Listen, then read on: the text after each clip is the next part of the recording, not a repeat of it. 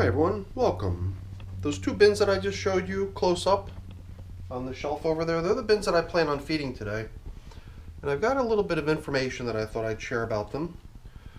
They are red wiggler worm bins, and they're not the same age. A lot of times I launch multiple bins on the same day, making them the same age. They get managed together right from day one. In the case of these two bins, these were buddied up later, I believe. I believe they were managed individually. In fact, one of them, you'll notice down here with the number of feedings that each bin has received. The older bin has already gotten into the mid-20s as far as how many feedings it's had, and the younger bin with the original worms in it is still in the late teens as far as how many feedings it's got. The reason for that is because the original worms were set off on special assignment for a few weeks, filming a time-lapse where that one item that they were given, which was a cantaloupe in that case, was the only feeding that registered in my tracking system. So I think quantity-wise they've been fed pretty comparably, but just the number of individual feedings is significantly different. There's other variations here. The difference in age, 18 days, starting population too. It's been 10 days now since we last fed these bins, and what they got was a pretty modest feeding. They got had a piece of pumpkin about this big, which I cut in half. Then I had a single banana peel, which I broke in half while it was still frozen. Both objects were frozen, and that's all they got. It wasn't much. So that's why I figured today, 10 days later, probably due for another feeding. So we're going to get them up on the bench and get them fed. So let's get started. Once again, they're getting pumpkin. In this case, a little bit more than previously, I believe, and not a banana peel, but a fairly good amount of coffee that I've got to do away with. It's probably about 4, maybe 5 days worth of coffee in here. And I also replenished my supply of worm chow yesterday. I spent some time grinding up a variety of different things, some pumpkin seed, some bird seed, and then I mixed in even some nuts, some mixed nuts that I had laying around, and a variety of other things, pancake mix, some oatmeal, some neem seed meal.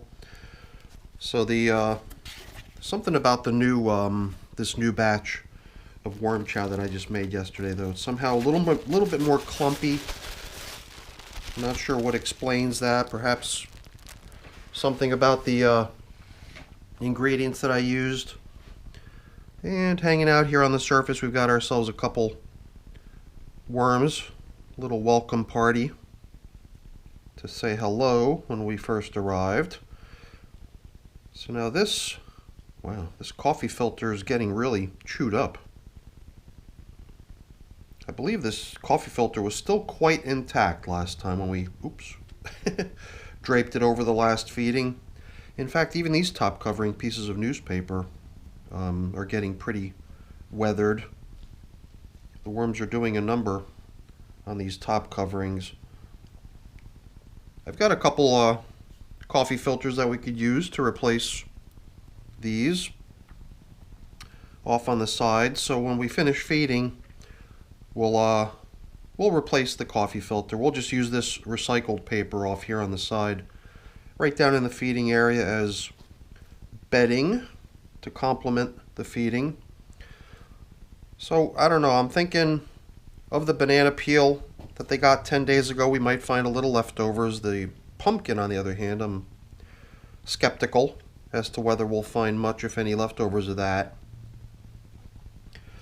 The other types of leftovers we were bumping into here when we last fed were stuff like tomatoes. Tomatoes that are ones that I fed quite a number of weeks ago at this point. Tomatoes that came from me taking my garden apart before the first frost. And those tomatoes were fed weeks and weeks ago, probably well over a month ago, so the fact that we were still finding leftovers seemed a little bit odd. Other leftovers we were bumping into were things like asparagus. Asparagus definitely goes back a few feedings too. I believe even the last couple feedings those asparagus bits were coming up as leftovers. And they had done away with all the soft stuff inside the asparagus, but the tough fibrous remains, as well as the outer part that I think is also quite fibrous, were still showing up as leftovers. So we'll see. This is actually the system where we started the system with an estimated population fewer than 1,000 worms.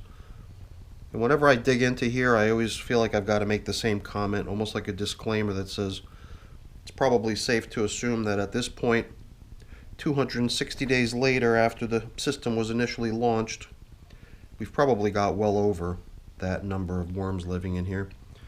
So here's leftovers of a large chunk of asparagus. Look at all those fibers. And worms working hard at nibbling it away.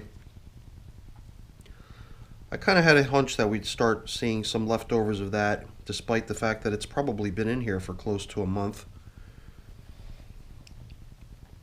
Now, I think there were some banana peel bits which seemed like they got pretty ravaged.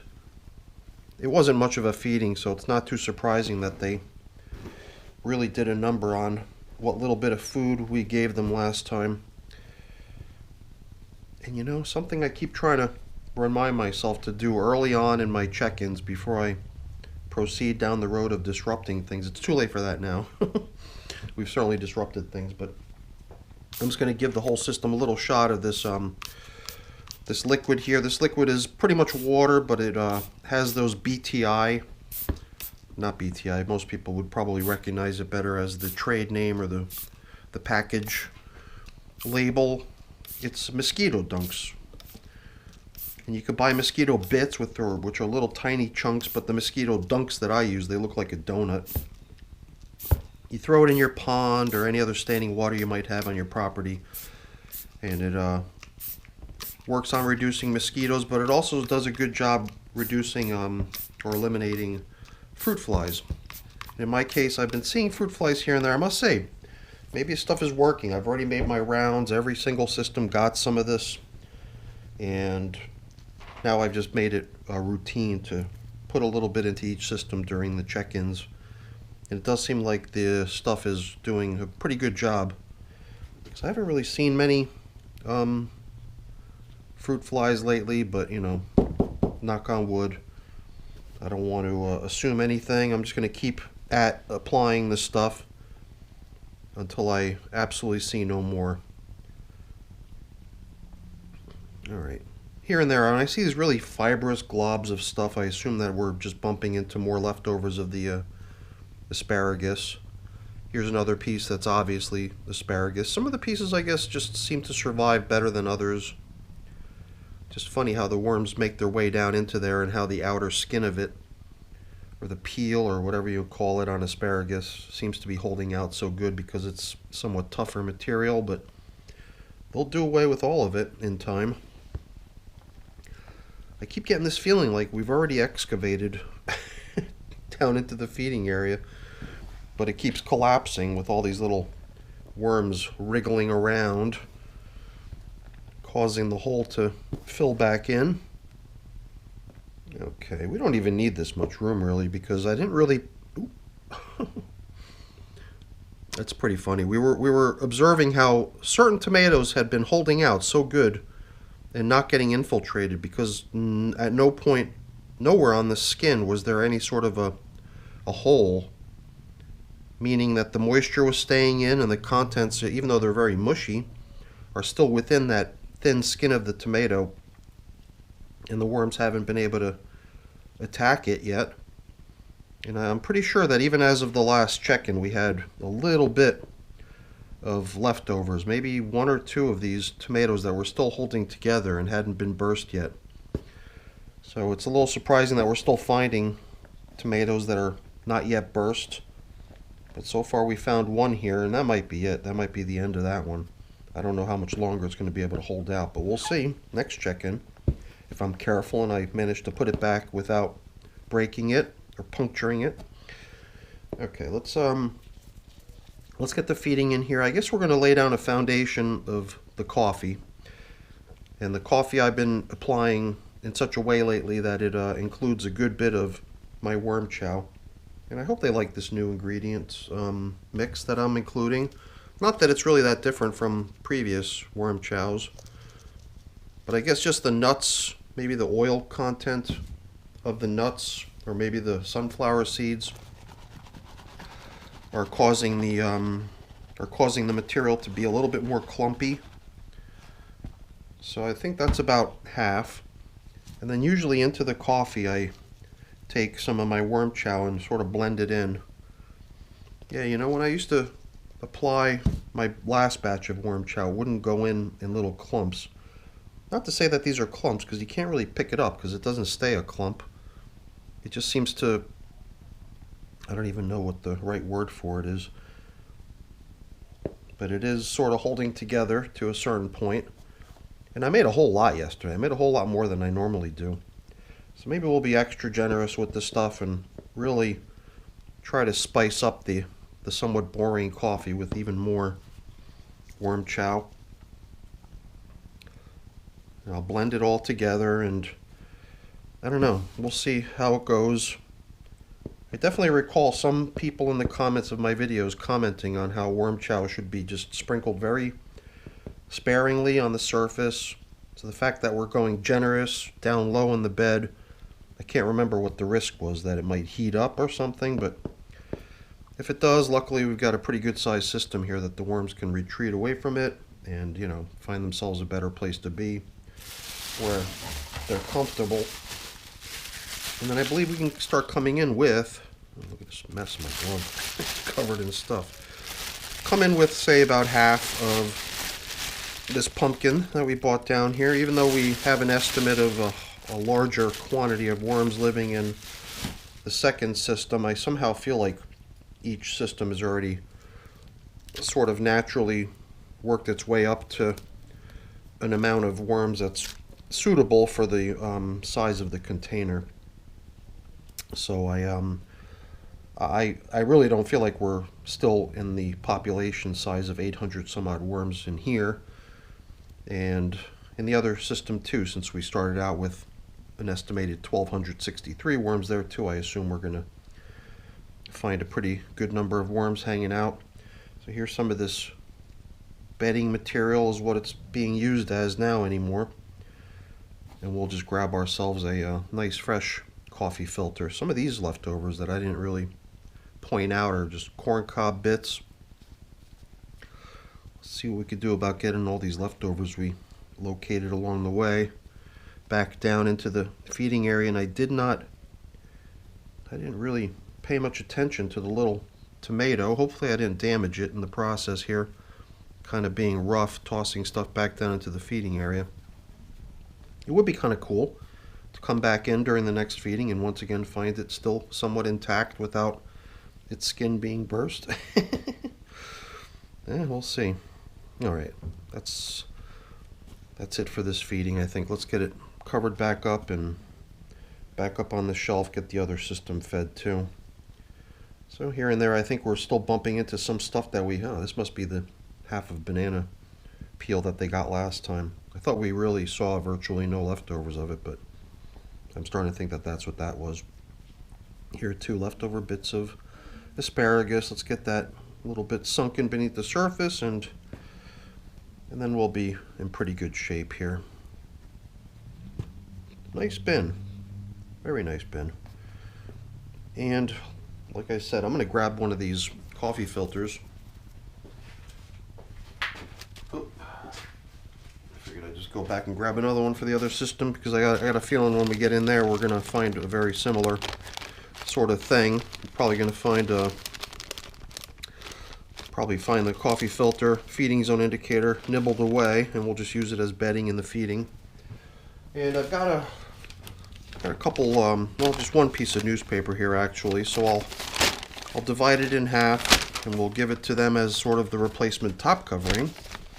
And I guess we'll do it like so. Or I don't know, last time it was set up in such a way that a little bit of it was on one side and the other part of it was on the other side. Let's do it like so.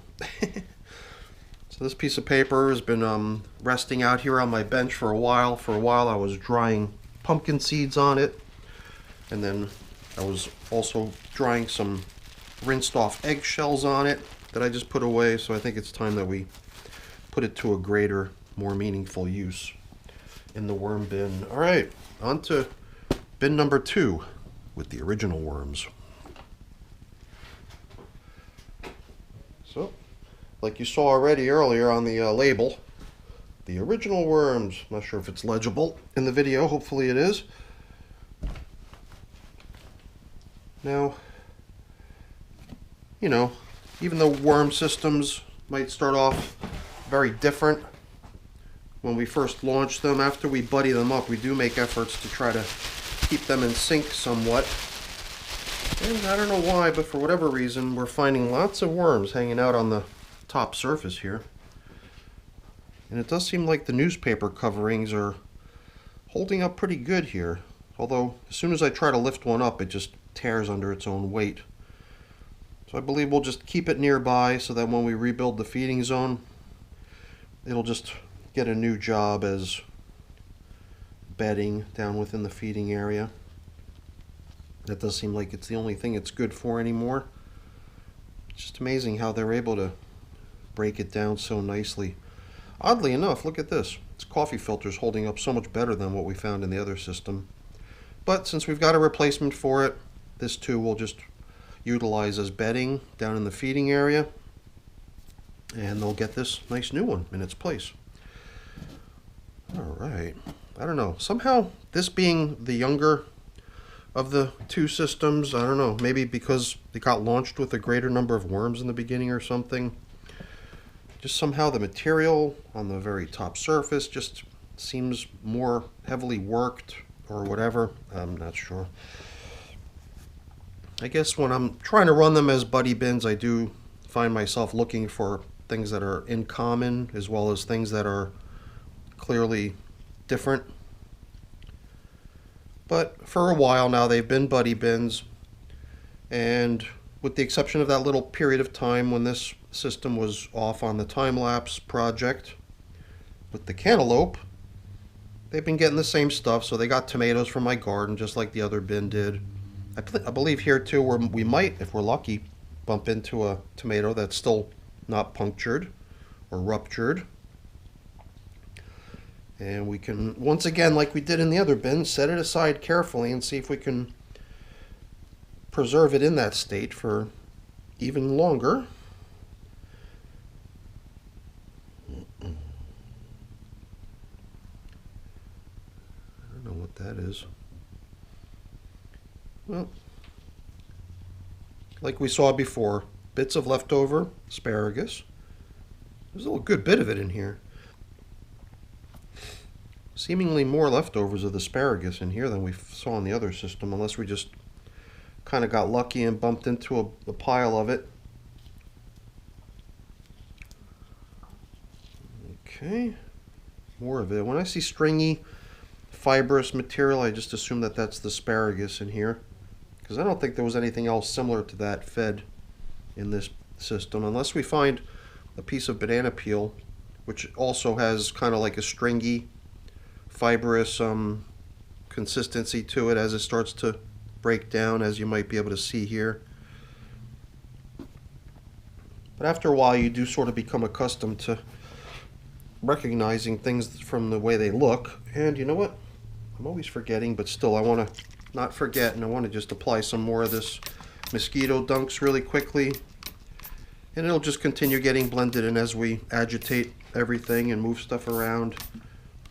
Luckily, I don't really see any flying insects in these older systems. I think it's only in the somewhat newer bins where I'm seeing a little bit of the flying insects hanging out. But luckily, that's gradually fading away. So that should be enough. All right, back to feeding. All right, very nice. I don't know, the capacity of these systems does seem like we're getting close to the rim here. And that's just, I guess, the hazard of the way I tend to feed, which is always trying to run like a major excavation project during each check-in. Down the feeding area to see what we can see as far as leftovers. I'm not sure why, but there's just something about getting a glance at how previously fed materials are holding out. In the worm bins, And that just leads us into a somewhat longer check-in than is typically required. But I think we're at that point where we can just proceed with giving them today's portion, and we'll be done here. Here again, I don't know if I've made it all the way to the bottom, but I don't think we have to. It's not a very large feeding. It should fit in here quite nicely, especially with all this stuff that we've piled up here to cover up with. So let's see. Let's save the pumpkin so we can pile it on top of the coffee and worm chow mix. That'll sort of become the foundation. And then as the pumpkin thaws out, because it's all frozen, it'll drip all of its fluids down into this stuff, even further creating a irresistible bite-sized meal for them. Or at least that's just my my way of envisioning how this would play out. Whether or not they actually get that into it or not, I have no clue. And yeah, you know, I even had my crushed eggshell here on the side, thinking we might add it as grit into the pumpkin, and I don't think we did so in the other system. And for a system that's this old, that's received this many feedings, even though this one doesn't have as many feedings as the previous bin, I think we can assume that there's been grit applied numerous times. And it does almost seem to me like this system got a little bit more as far as pumpkin goes. Maybe not too much more, but definitely more. At least a few extra chunks. And maybe we'll just write that off as being, you know, normal, because this system was launched with a greater number of worms. And whatever, here we go. We're just going to create another deviation by putting grit in here, even though the other system didn't get any. I didn't see any tomatoes in here. And I even thought that one of the systems even had two of them. So maybe this one had one and the other one had two, and what had been surviving up until the last check-in was now burst, and maybe only one of the two survivors from the other bin, or what we encountered there, that little itsy bitsy one, and whether it even survived my rough handling when I rebuilt the feeding zone, I do not know. But I guess if we come back in here next time we bump into it, we'll have yet another little surprise. So I don't recall if we did what I try to do in most of my systems, which is just to peek into the outer edges, just to make sure everything's doing well. And it usually is, so there's really not a lot of reason for concern. Look at all those castings. But I figured as long as it was occurring to me, we would just do so really quick. Just take a quick peek to make sure stuff on the outer edges is doing good.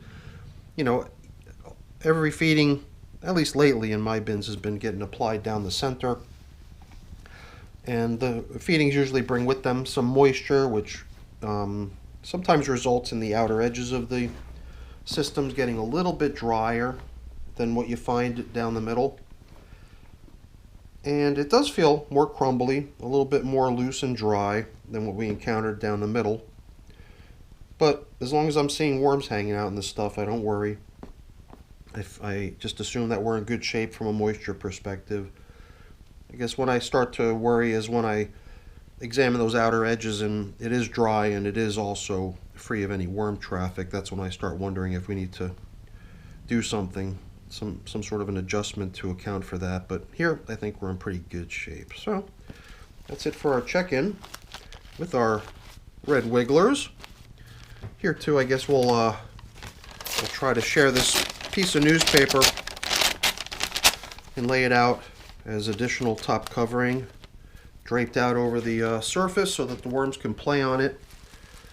It also seems like a cool spot where the condensing moisture that would otherwise evaporate gets caught on this plastic, returns back down, and rather than landing in the castings or in the bedding, lands on those pieces of paper. And I think that might account for why the paper gets so roughed up by the worms, because they're going for the moisture, but at the same time also nibbling into the paper.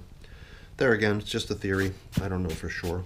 All right, everyone. I got a little bit of cleaning up and putting away to take care of here, but I'm not going to bore you with that stuff. That stuff's boring. Before I go there really quick, let me just say thank you. Thank you so much for watching. Hopefully you enjoyed the video. If you did, as always, please don't forget to leave me a quick thumbs up before you go. It's always very much appreciated. And if you haven't done so already, please also consider subscribing to the channel. That's really appreciated as well. All right, everyone, have a great day. Thanks for watching. Bye now.